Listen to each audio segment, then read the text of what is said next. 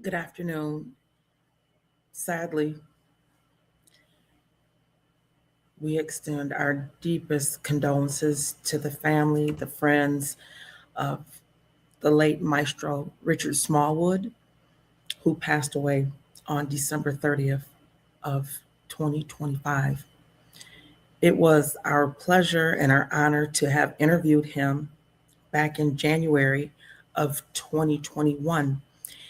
And we had a very candid conversation as it related to suicide, depression, anxiety.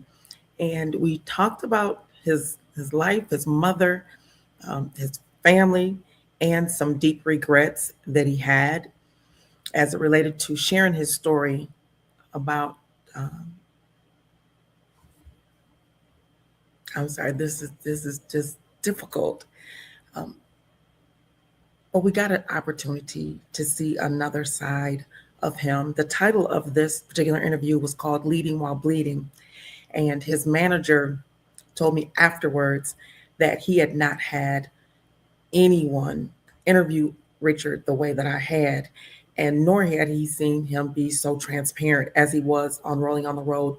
So we're grateful for that. There were so many comments from that time, and even got a new comment today from a Black woman who's a therapist that said that this conversation is greatly needed within our community. And so we are definitely going to have more conversations, candid conversations like this. So please stay until the very end of our interview because he is sitting at his piano in his home in Maryland the whole time. And at the end, he plays and he sings. So you're going to want to stay and see the whole thing. And thank you so much for tuning into Rolling on the Road.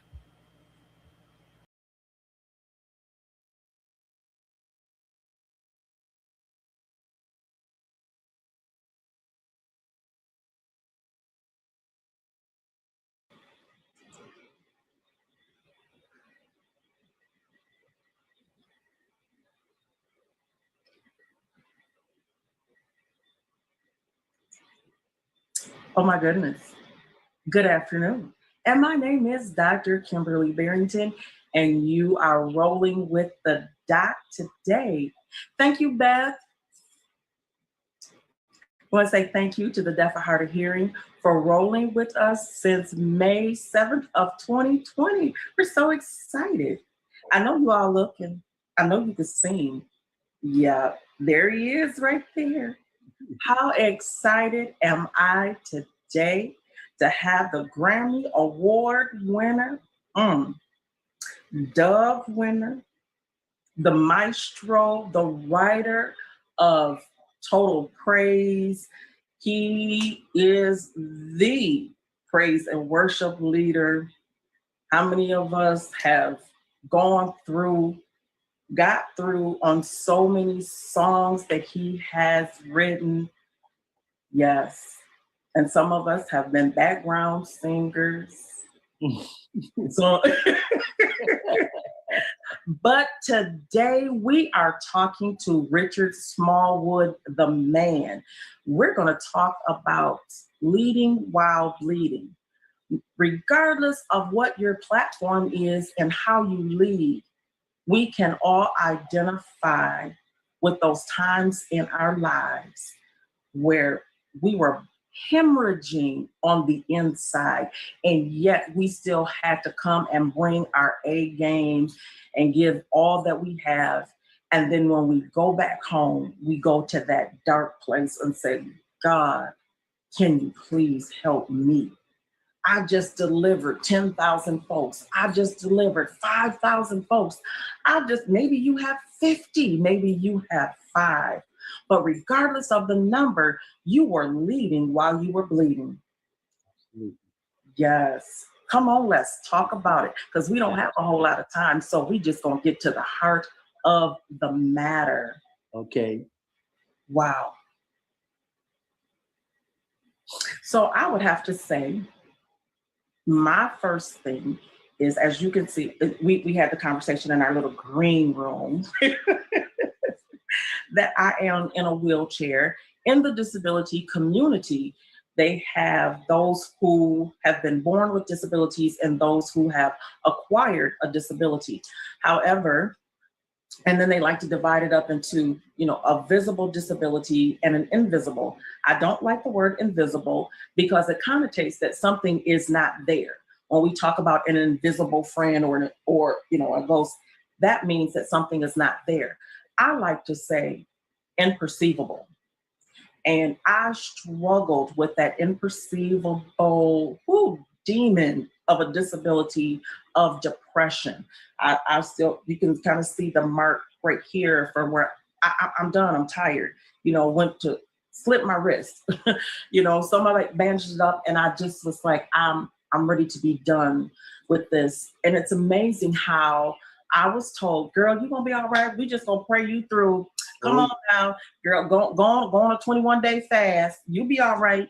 And let's get to going, because we have ministry to do and we don't have time for that.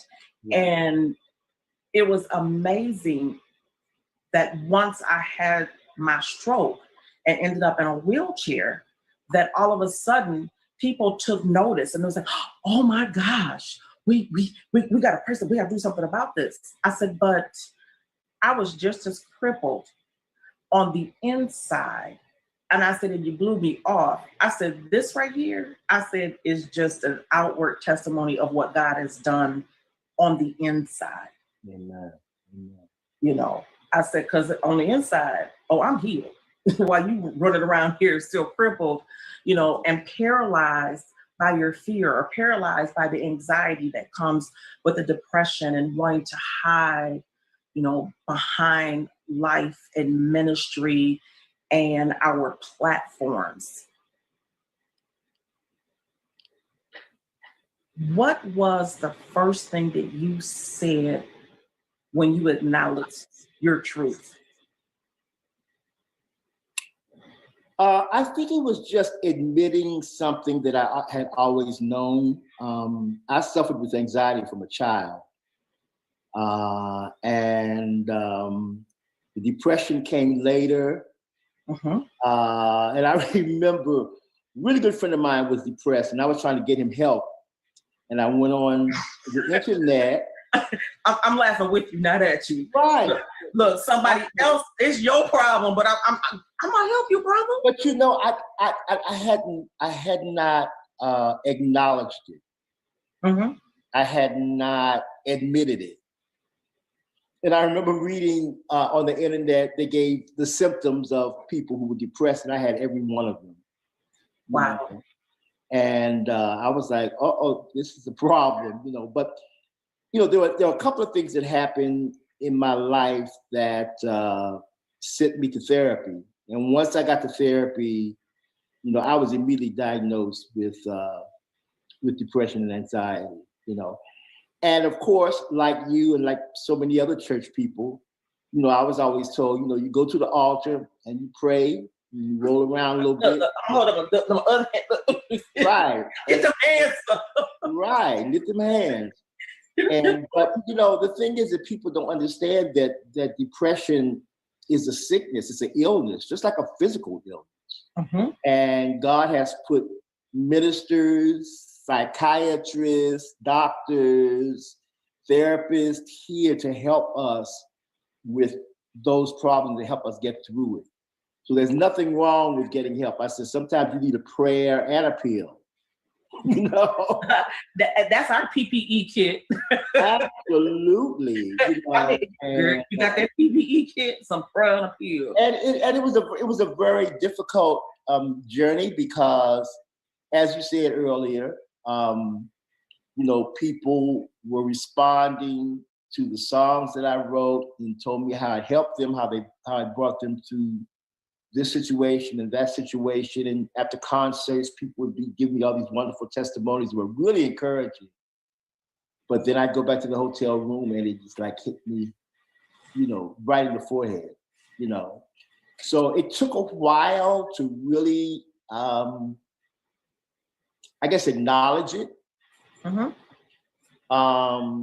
then once I acknowledged it, I realized, listen, Richard, God has given you a platform, through your music So through this platform, you can help others, because it's such a people don't talk about it.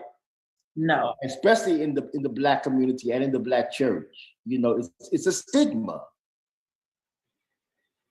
So I'm like, since I've got this, maybe I can help somebody else with it. So that's when I really decided not only to write the book, but I decided to go out and start doing workshops and talk about it to church people and just let people know that it's nothing to be ashamed of. You know, just like I have hypertension, I'm not ashamed of it. I have hypertension, so I take a pill for it. It's the same thing. It's amazing what we consider. Again, we come from the same church community, the same religious community, and it's interesting that it's okay to have the sugar.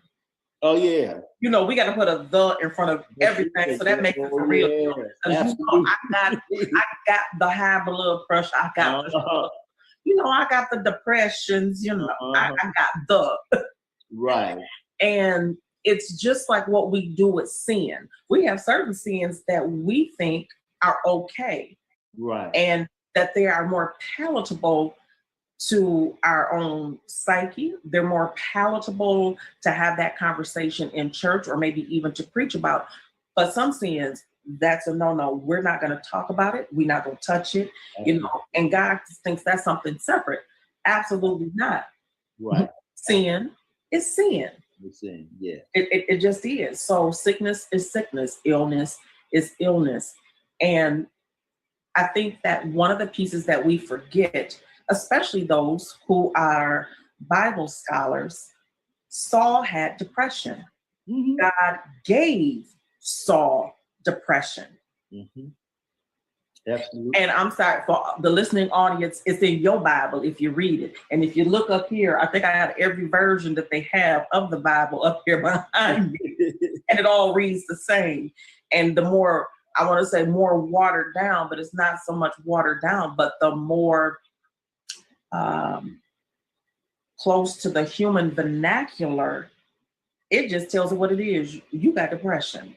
Absolutely. And they don't sugarcoat it as much. It's not hid behind the Greek, the Latin, and the Hebrew. It just says it straight up. It is what it is. Yeah. And so we seem to forget.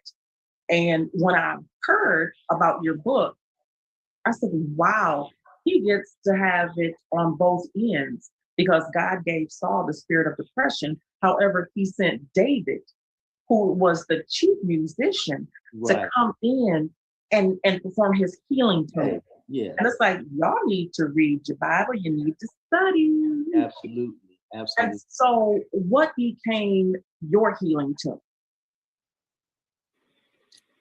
I think it has been certainly prayer. And it certainly has been my therapy. My therapy has been, there's so many things that happen to us when we were children that if you don't deal with it, yes, as you get older, it does not go away. It gets worse. So it made me deal with some things that happened, when I was a kid. The anxiety that I had as a kid, the fear I had as a kid, and it just sort of dissected what I was made of and how it came to be. And a lot of those things, when you become an adult, you sort of carry over. You say, why do I act that way? And it all stems back from things that happened to you when you were younger, And so my therapy and my relationship with the Lord has been the best. I mean, I never knew that therapy could be so healing. I had no idea. Because, Black folk, you don't go to no therapist or psychiatrist, I do. I have a standing appointment. Oh, I do too. But that's the mindset. Mm-hmm. Back in the day, they would hide, people who had mental problems in the attic down south. You didn't see them. Yes. So, I think between my therapy and between my relationship with the Lord, as well as being able to witness and to really talk about it to people who are suffering. That's healing to me, to know that I have something that I can say to people that will help them, because it's so widespread. I mean, Yes. it's like a pandemic almost. I mean, it really is. It's very widespread, you know. So that gives me comfort. It gives me a sense of healing when I can see the recognition in other people's faces when I talk about it and say, "Oh, you deal with that too? You deal with that? Yeah. Well, what should I do?" You know, Yes. and then I can talk about therapy. I can talk about the whole, you know, the whole 9 yards. So it's been a journey, you know. It's been a journey, an interesting one. I have a friend, and she's gonna be like, "What?" Her name is Dr. Napanji Thomas, and she is the first African American that I know of that is degreed in psychology and psychiatry, and she created a trauma institute.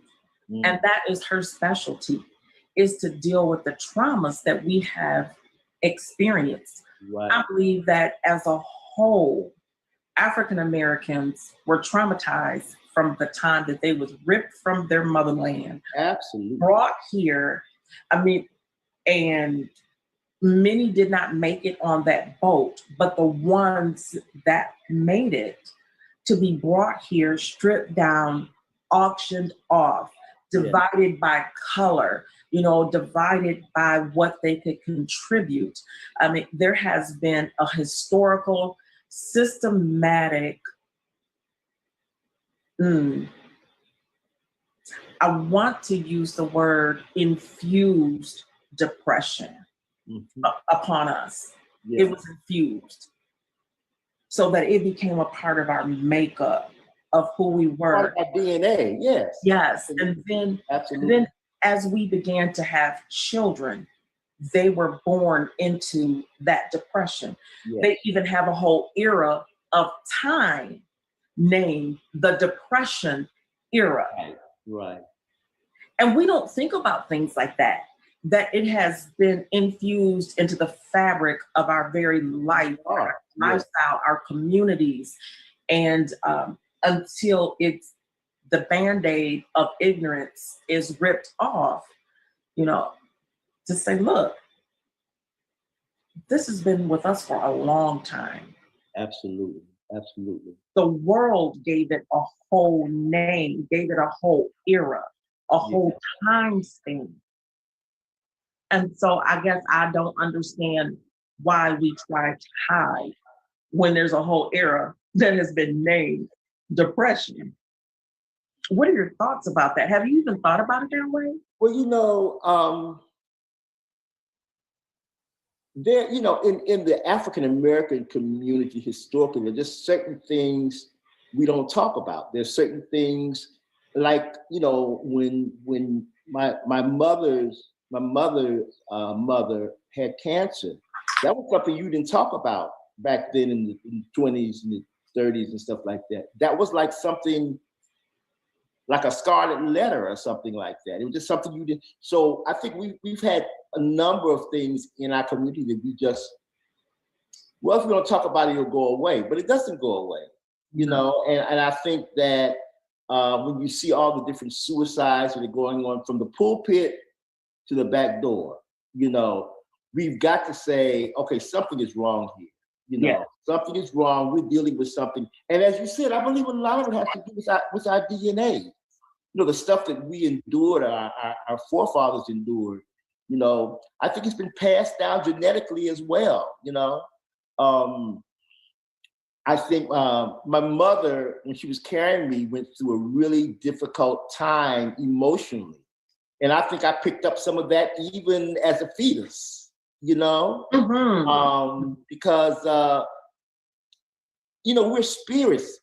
We forget that this is just a body. We're spirits first, housed in a body. And I believe spiritually, a lot of things affect us, you know? And so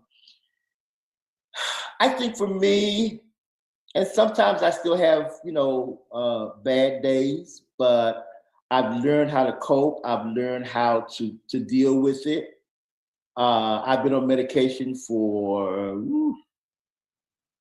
probably about 15 years, maybe 12 years, something like that. And thank God for it. Yeah. I've come so close to taking my life. I mean, so close. And I got to the point where I was like, oh, I don't need this medication no more because I was feeling all right. I'll be fine. So I stopped taking it for about 5 years.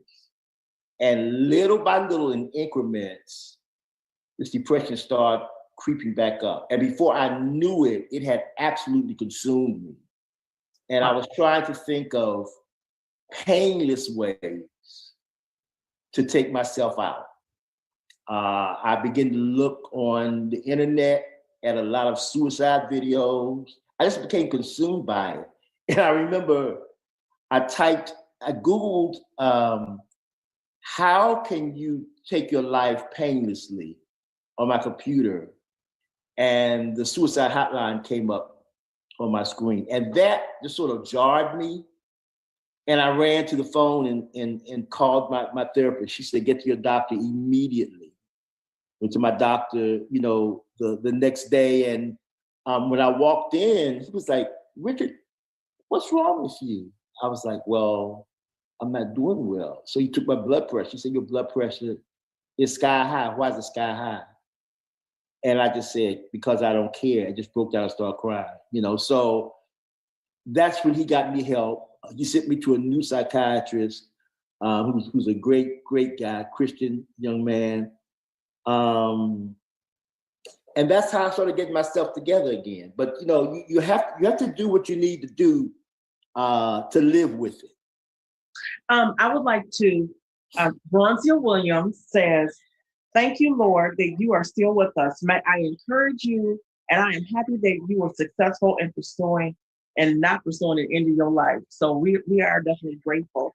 We're thankful to Katrina Springer, and she says that we need to allow people to be transparent, listen to them, and she says we need to be more inclusive to people who are in a depressive mind state. We have Shayna, who is close to you. She is in Bel Air, Maryland. And hey, Shayna. Shayna says, yep. She said, knock, knock, knock. Hold on. Took that form, yes. She said that if we don't get help, that the cycle will repeat itself. I know for me, I was on lithium. I mean, that's how bad the depression was for me. And I remember not being able to even come out of my room. Oh, yeah. And it had to be completely dark. Yeah. Every blanket had covered all the windows of my home. I had a 4-bedroom, bi-level home that had just been built. I should be happy, just elated. And I was just so depressed. And all of the windows, so if I came out of the bedroom to even go into the kitchen, all the windows in there had to be covered because I couldn't even stand the light. And I felt so bad for my children that they had to see me in this state. And, I did the best that I could, but the medication it made me feel so horrible, but I knew that I needed it. And I was like, I just don't know where else to go or what to do. And I am a United States Navy veteran, and I've never thought to go to the base and say, hey, I'm experiencing this, and is there something I can do, and can I get some help? It wasn't until, did you hear how many years it took me? I understand. Okay, we're being transparent. It's a process, yeah. We're being transparent. It probably took me 15 years to finally come to the VA, and when they asked the question, are you safe? Do you feel okay? Are you depressed? Are you experiencing any anxiety? I just broke down crying. I get it. I was like, oh, okay. For my tissue. I understand. I definitely understand. You know what? I definitely understand. I understand so well. It's I had to tell the truth. yeah, yeah. I'm sorry. Okay. Yeah. I'm a crybaby, but Listen, I but can't I'm tell you saying, the tears I've cried. You know, but through the whole process. You know, but like I said, I'm glad that we're becoming more vocal about it. yeah. And programs such as yours, and I just saw something. I saw Courtney Vance was on TV, the actor, Angela Bassett's husband, earlier talking about his mental health issues and going through therapy. I mean, there's so many people that are dealing with it. I'm just glad now that people are starting to be more free to talk about it. It's And because everyone else is experiencing. Again, we're back to America has said it's okay because they've given it a name. We're in a pandemic. So included in the pandemic, you get to experience the following things. And so wherever you find yourself, just know that we're all together. We're with you. absolutely. And it sounds almost condescending and placating. However, however you need to get it, get it. If Yeah. the door is open, run through, walk through, or be like me, roll through. Knock the door down. Yes. Just to do what you need to do to get in the door. Yeah. And I love it. And one of the things that I felt that you said was so important, it was some of that stuff that had been unresolved from my childhood. Yeah. That I had been pulling along. You know, it's almost like Linus and his blankets. Yeah. Is that we have those things that we hold on to because we feel like this makes me who I am. Right. And so it's got to be a part of me. I can't let this go because I can't be me without this piece. But guess what? I feel so liberated. I feel like I can get up and walk for real when I let those things go. So I love it because this chair just gives me an opportunity to make others feel better, to come and talk. Because it's like, she crippled. So yeah, I can say whatever to her. But guess what? I'm healed on the inside. Right. You're just seeing on the outside what used to be on the inside of me. Absolutely. Because, she was popping and clicking with 6-inch heels on, had weave all down her back. And, I was like, hello. Hey, girl. But was so broken, going home, like, I can't move, I can't function, but God. But God. Absolutely. So I do want to take just a second. The time is 4:26, and I want to be respectful of your time. So the time is now 4:26. I want to say thank you so much to the Deaf and Hard of Hearing, who has been rolling with us since May 7th of 2020. I am Dr. Kimberly Barrington. You're with 100 Shades of Disability, living beyond the human condition. And today, my guest is the Maestro. Yes, it is. It's him for real. He just got that pandemic hair. So we see he got that ball cap. Oh, yeah, we got the pandemic hair for real. He got pandemic hair. He got on a ball cap, But it is him. There it is. The light keeps coming up. So when the light comes up, you'll see that it's him. It's a little dark right now. I can tell. But we are with the Maestro, and we are having a candid conversation about leading while bleeding. And the way that we are hemorrhaging is depression and anxiety is what we're talking about today. And, it's cute right now because everyone is experiencing some sort of depression because we're in a pandemic and we have to socially distance, and I can't come and give you a hug and a kiss, and he can't put on a concert, but this is real. It's real. It's real, and it can be debilitating. It can cause physical symptoms in your body, and trust, it can give you headaches, from regular headaches to migraines. It can cause upset stomach, heart palpitations, your arms ache, your joints ache, Yes. You know, you don't understand why your feet hurt. And there's no apparent reason. Maybe you're the right weight that you need to be, but you don't understand why your body's hurting. It will manifest into physical symptoms. I love to say people will probably tell you, oh, that's just one of them invisible disabilities. It's not real.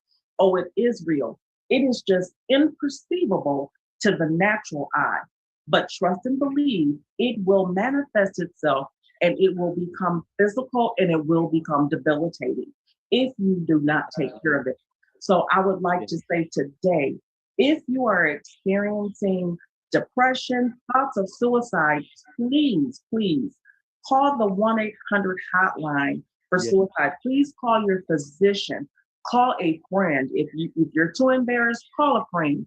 Use a fake name, whatever you need to do, but please just do it. If you're in the Detroit area, you can catch up with Dr. Napangi Thomas. She is a traumatologist, deal with some of those things that you may have experienced. If you are a veteran like myself, there is a 1-800 number that you can call. The VA will receive you. They will help you. I'm here in the Michigan area, so there are several. You can dial 1-800 827-1000, and they will come right on and they will say, hey, if this is an emergency, you feel like you need to commit suicide, they will connect with you immediately. So we do want to let you know there is help. We love you. Hey, you can inbox me. I'll look you up. Now we'll have a little conversation, but you're gonna go get some help. And maybe you might need medication. That's and right. It's okay to take medication. It's okay. It really is. Because we have so many pastors now, you know, with churches that are closed, Yes. that are experiencing depression, have been committing suicide. Yes. So, hey, reach out to your brothers. And the pandemic has made it even worse. Even if you didn't have any problems before the pandemic started, you know, being in this situation, I haven't seen my family in almost a year. That's killing me right. And they live right here, you know. You know, the loneliness, the whole thing that goes along with this pandemic is rough on everybody.